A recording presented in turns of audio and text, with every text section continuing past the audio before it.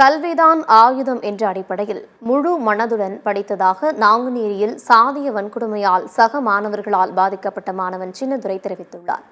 12ஆம் வகுப்பு தேர்வில் அதிக மதிப்பெண் பெற்ற சின்னதுரை முதலமைச்சரை சந்தித்து வாழ்த்து பெற்றார். அவரிடம் நமது செய்தியாளர் அருண் நடத்திய நேர்காணலை தற்போது பார்க்கலாம். அடிப்படையில் சாதிய வன்கொடுமையால் பாதிக்கப்பட்டு சக மாணவர்களால் தாக்கப்பட்ட சின்னதுரை நம்முடன் இணைந்திருக்காரு. அவர் முதலமைச்சரை சந்தித்து 12ஆம் வகுப்பில் தேர்ச்சி பெற்று நல்ல மதிப்பெண் பெற்றிருக்காரு. முதலமைச்சரை சந்தித்து வாழ்த்து பெற்றிருக்காங்க. தற்போது முதலமைச்சர் உங்ககிட்ட என்ன சொன்னாங்க, நீங்கள் என்ன மாதிரி கோரிக்கை அவங்ககிட்ட வச்சிங்க?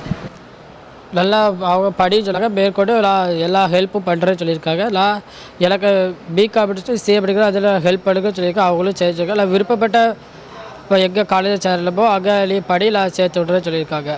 மேற்கொண்டு எவ்வளோ நாள் படிக்க நான் செலவெல்லாம் ஏற்றுக்கிறேன்னு சொல்லிட்டாங்க. நீங்கள் எந்த கல்லூரியை தேர்ந்தெடுத்திருக்கீங்க? சொந்த ஊரில் தான் படிக்க போகிறீங்களா, இல்லை ஏதாவது சென்னையில் படிக்க போகிறீங்களா, இல்லை வெளி மாவட்டத்தில் படிக்க போகிறீங்களா?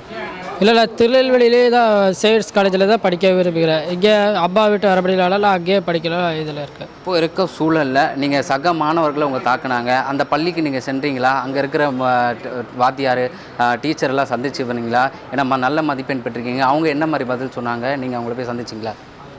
ஃபோனில் பேசுகிறாங்க, டீச்சரு நல்ல மார்க் எடுத்திருக்க அப்படின்னு சொன்னாங்க, வாழ்த்துக்கள் சொன்னாங்க. டீச்சர் எல்லா டீச்சரும் பேசுகிறாங்க. ஊருக்கு ஸ்கூலுக்குலாம் போகலாம். நீங்கள் பாதிக்கப்படும் போது நீங்கள் மருத்துவமனையிலேருந்து காலாண்டு தேர்வு எழுதுனீங்க, அந்த சூழல் எப்படி இருந்துச்சு? அப்புறம் நீங்கள் தேர்வு எழுதும்போது என்ன மாதிரி சூழல் கடினமாக இருந்துச்சா? ஏன்னா உடல் ரீதியாக பாதிக்கப்பட்டிருக்கீங்க, அங்கங்கே வெட்டுக்காயங்கள் இருந்துச்சு, இதை எப்படி சமாளிச்சிங்க?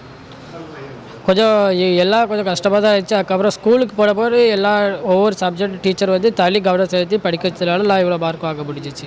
நீங்கள் தனி கவனம் செலுத்தினதுனால இந்த மதிப்பெண் பெற்றீங்க. இதுவும் இல்லாமல் இந்த பிரச்சனையே இல்லாமல் நீங்கள் நல்லபடியாக தேர்வு எழுதியிருந்தால் என்ன மாதிரி மதிப்பெண் பெற்றிருப்பீங்க? 540 மார்க்கு மதிப்பெண் பெற்றிருப்பேன். அப்படி சூழலில் நீங்கள் இங்கேருந்து ஊருக்கு போகிறீங்க, அங்கே போயிட்டு அடுத்த கட்ட மேற்படிப்புக்கு என்ன மாதிரி உதவி கேட்டிருக்கீங்க?